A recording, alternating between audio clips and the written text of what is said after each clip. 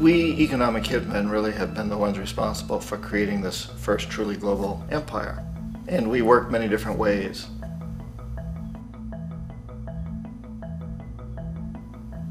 But perhaps the most common is that we will identify a country that has resources our corporations covet, like oil, and then arrange a huge loan to that country from the World Bank or one of its sister organizations. But the money never actually goes to the country. Instead, it goes to our big corporations to build infrastructure projects in that country, power plants, industrial parks, ports, things that benefit a few rich people in that country, in addition to our corporations, but really don't help the majority of the people at all. However, those people, the whole country is left holding a huge debt. It's such a big debt they can't repay it, and that's part of the plan, that they can't repay it. And so at some point, we economic hitmen go back to them and say, listen, you owe us a lot of money, can't pay your debt, so sell your oil real cheap to our oil companies. Allow us to build a military base in your country, or send troops in support of ours to someplace in the world like Iraq, or vote with us on the next UN vote. To have their electric utility company privatized and their water and sewage system privatized and sold to U.S. corporations or other multinational corporations. So there was that whole mushrooming thing, and it's so typical of the way the IMF and the World Bank work, that you put a country in debt, it's such a big debt it can't pay it, and then you offer to refinance that debt and pay even more interest. And you demand this quid pro quo, which you call a conditionality or good governance, which means basically that they've got to sell off their resources, including many of their social services, their utility companies, their school systems sometimes, their penal systems, their insurance systems, to foreign corporations. So it's a double, triple, quadruple whammy.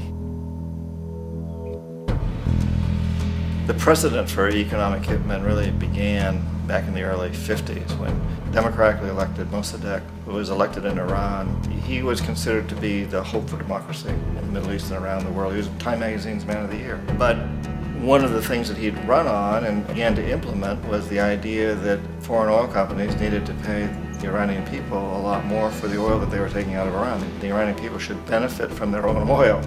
Strange policy. We didn't like that, of course. But we were afraid to do what we normally were doing, which was to send in the military. Instead, we sent in one CIA agent, Kermit Roosevelt, Teddy Roosevelt's relative. And Kermit went in with a few $1 million and was very, very effective and efficient. And in a short amount of time, he managed to get Mossadegh overthrown and brought in the Shah of Iran to replace him, who always was favorable to oil. And it was extremely effective. Bombs overflow Tehran. Army officers shout that Mossadegh has surrendered and his regime as virtual dictator of Iran is ended. Pictures of the Shah are paraded through the streets as sentiment reverses. The Shah is welcomed home. So back here in the United States, in Washington, people looked around and said, wow, that was easy and cheap. So this established a whole new way of manipulating countries, of creating empire. The only problem with Roosevelt was that he was a card-carrying CIA agent, and had he been caught, the ramifications could have been pretty serious. So very quickly at that point, the decision was made to use private consultants to channel the money through the World Bank or the IMF or one of the other such agencies, to bring in people like me who worked for private companies, so that if we got caught, there would be no governmental ramifications.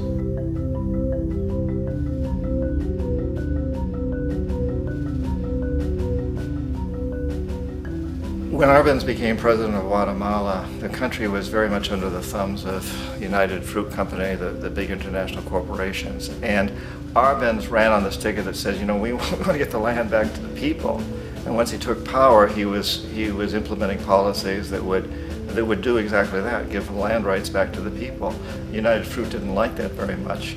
And so they hired a public relations firm, launched a huge campaign in the United States to convince the United States people, the citizens of the United States, and the press of the United States, and the Congress of the United States, that Arbenz was a Soviet puppet, and that if we allowed him to stay in power, the Soviets would have a foothold in this hemisphere. And that, at that point in time, was a huge fear on everybody's mind, the Red Terror, the Communist Terror. And so, to make a long story short, Out of this public relations campaign came a commitment on the part of the CIA and the military to take this man out. And in fact, we did. We sent in planes, we sent in soldiers, we sent in jackals, we sent everything in to take him out, and did take him out. And as soon as he was removed from office, the new guy that took over after him basically reinstated everything to the big international corporations, including United Fruit.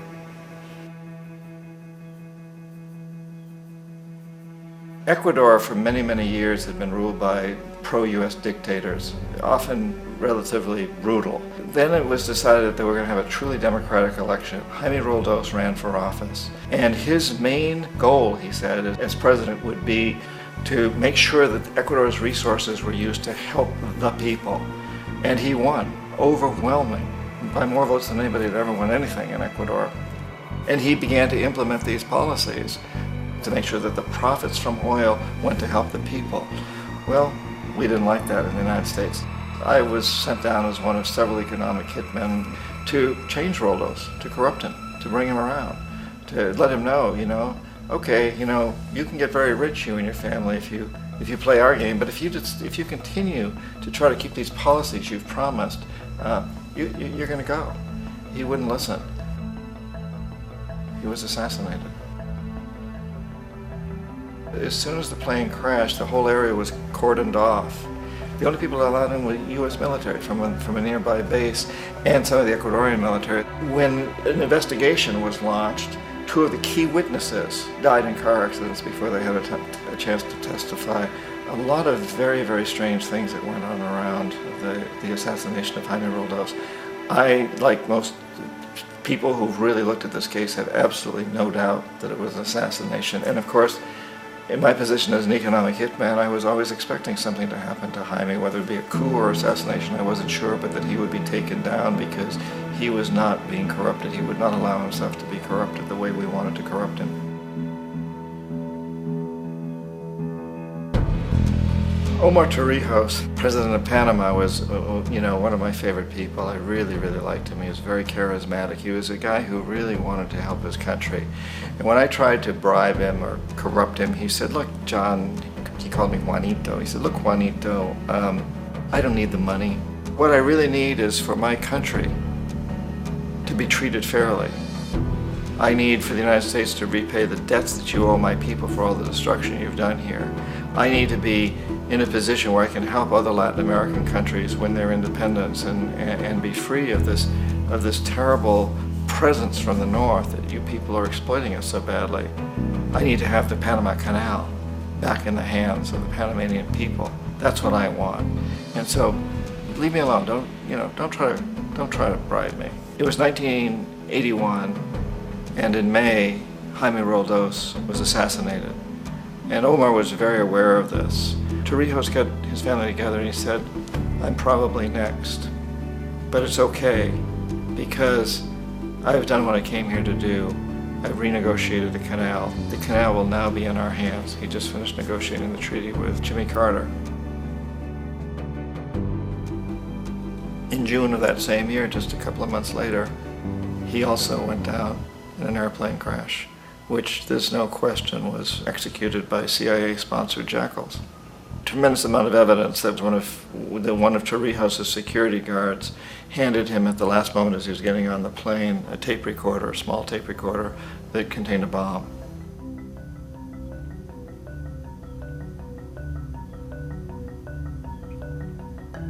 It is interesting to me how this system has continued pretty much the same way for years and years and years, except the economic hitmen have got better and better and better. Then we come up with, very recently, what happened in Venezuela.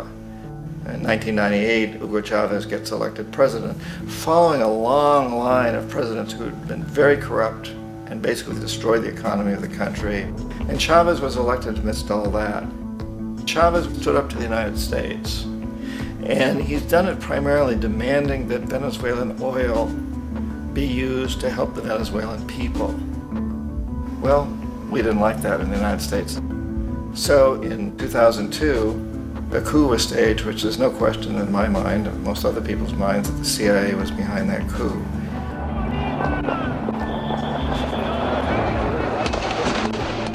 The the way that that coup was fomented was very reflective of what Kermit Roosevelt had done in Iran, of paying people to go out into the streets, to riot, to protest, to say this Chavez is very unpopular.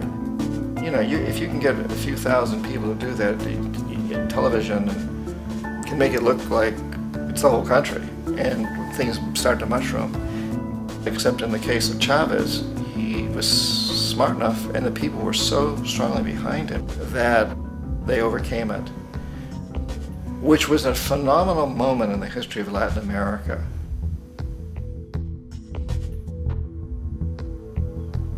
Iraq actually is a perfect example of the way the whole system works. So we economic hitmen are the first line of defense. We go in and we try to corrupt governments and get them to accept these huge loans, which we then use as leverage to basically own them.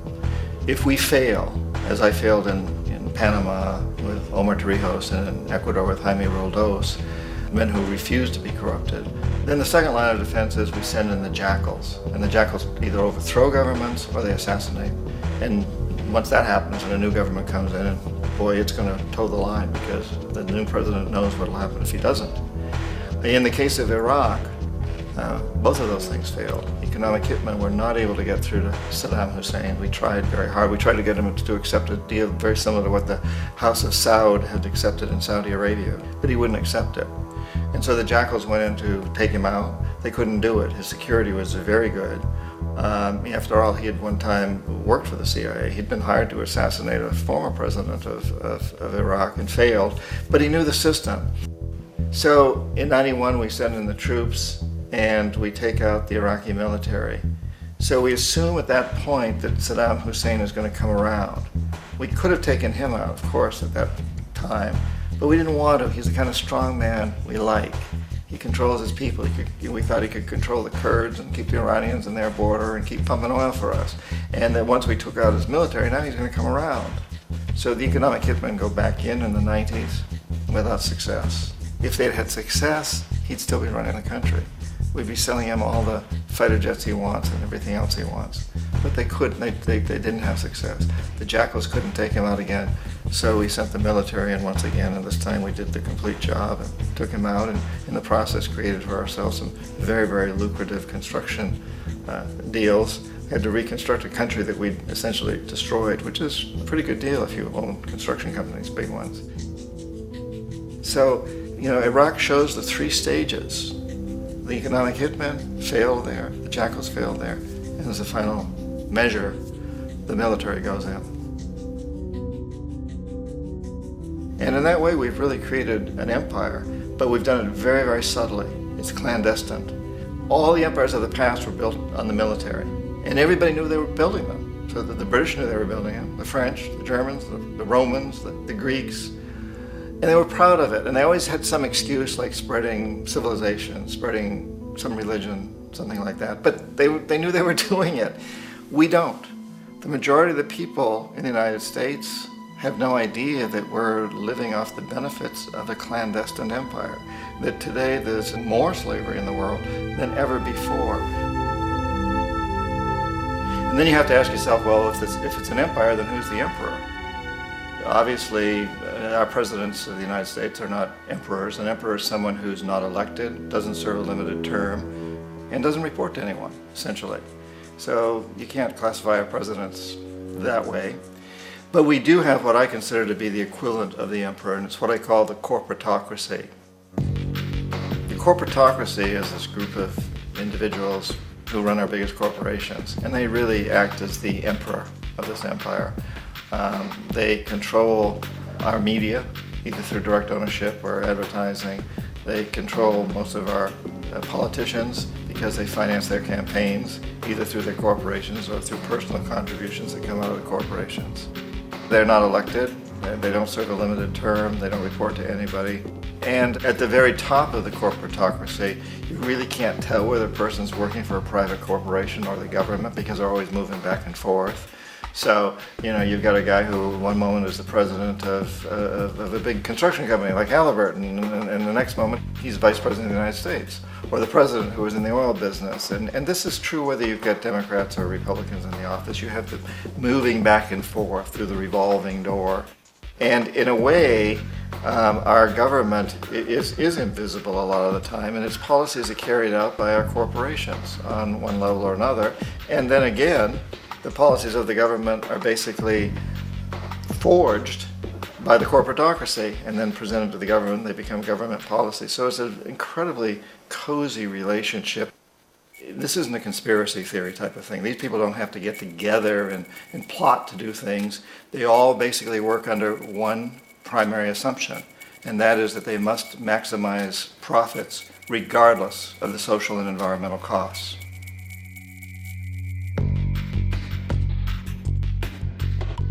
This process of manipulation by the corporatocracy through the use of debt, bribery, and political overthrow is called globalization. Just as the Federal Reserve keeps the American public in a position of indentured servitude through perpetual debt, inflation, and interest, the World Bank and IMF serve this role on a global scale. The basic scam is simple. Put a country in debt either by its own indiscretion or through corrupting the leader of that country, then impose conditionalities or structural adjustment policies, often consisting of the following. Currency devaluation. When the value of a currency drops, so does everything valued in it. This makes indigenous resources available to predator countries at a fraction of their worth. Large funding cuts for social programs. These usually include education and healthcare, compromising the well-being and integrity of the society, leaving the public vulnerable to exploitation. Privatization of state-owned enterprises. This means that socially important systems can be purchased and regulated by foreign corporations for profit. For example, in 1999, the World Bank insisted that the Bolivian government sell the public water system of its third largest city to a subsidy of the U.S. corporation Bechtel. As soon as this occurred, water bills for the already impoverished local residents skyrocketed. It wasn't until after a full-blown revolt by the people that the Bechtel contract was nullified. Then there is trade liberalization, or the opening up of the economy through removing any restrictions on foreign trade.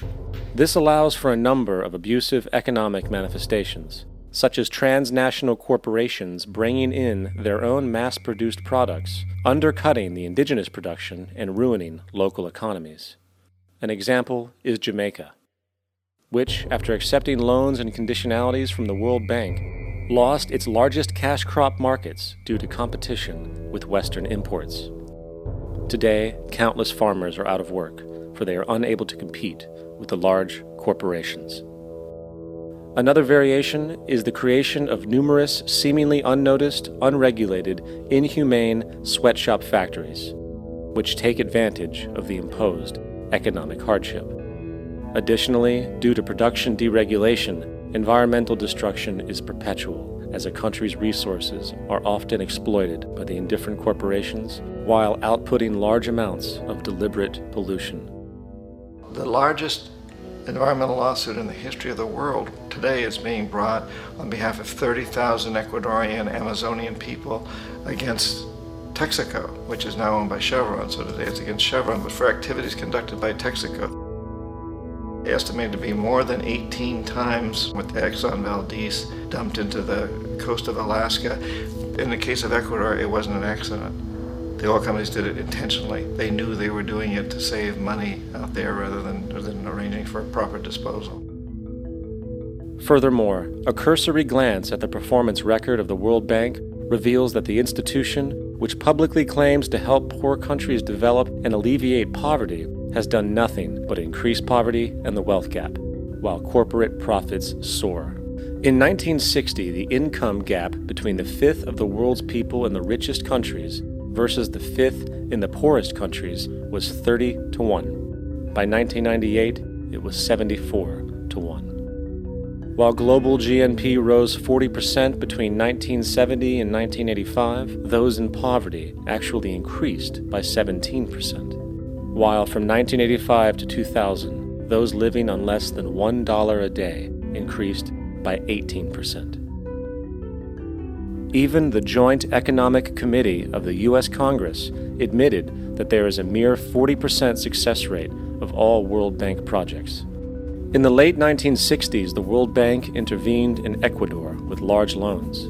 During the next 30 years, poverty grew from 50% to 70%. Under or unemployment grew from 15 to 70%. Public debt increased from 240 million to 16 billion, while the share of resources allocated to the poor went from 20% to 6%.